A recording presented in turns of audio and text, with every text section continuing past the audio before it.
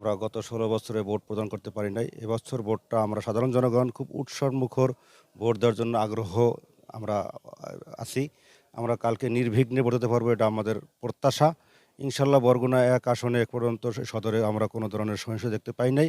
এরকম যদি পরিবেশ ১ নম্বরে থাকে ইনশাআল্লাহ আমরা সবাই সাধারণ জনগণ নির্বিঘ্নে ভোট নিজের পছন্দমতো প্রার্থী যোগ্য সৎ যোগ্য প্রার্থীকে ভোট দিতে পারবো।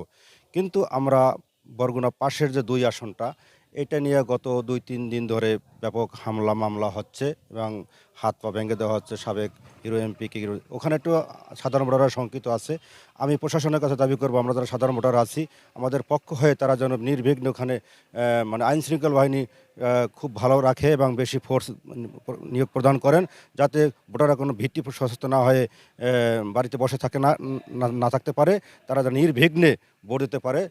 নির্বাচনে আমার আশা থাকবে এবং যেটা আমি আশাই করে থাকি সেটা হচ্ছে আমাদের তরুণদের নিয়ে কাজ করবে এমন কোনো ব্যক্তি আমরা নির্বাচিত প্রতিনিধি হিসেবে দেখতে চাই।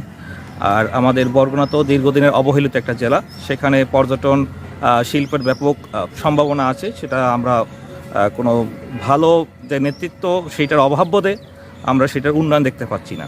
তো সে হাতে কাজ নেবেন তাকে আমরা নির্বাচিত প্রতিনিধি হিসেবে দেখতে পারি।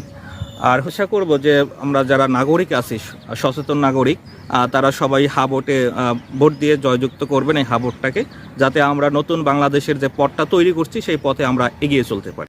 এমন প্রার্থী নির্বাচিত করতে চাচ্ছি যারা নারীদের অধিকার আদায়ের লক্ষ্যে কাজ করবে এবং আমরা যাতে কোনো প্রকার যৌন হয়রানির শিকার না হই সেদিকে লক্ষ্য রাখবে এবং যাতে আমাদের বরগুনাতে মনে করেন উন্নয়ন হয় সেই দিকে লক্ষ্য রাখবে এবং আমাদের বরগুনায় কোনো মেডিকেল কলেজ বা বিশ্ববিদ্যালয় নেই সেই দিকে স্থাপনের দিকে লক্ষ্য রাখবে।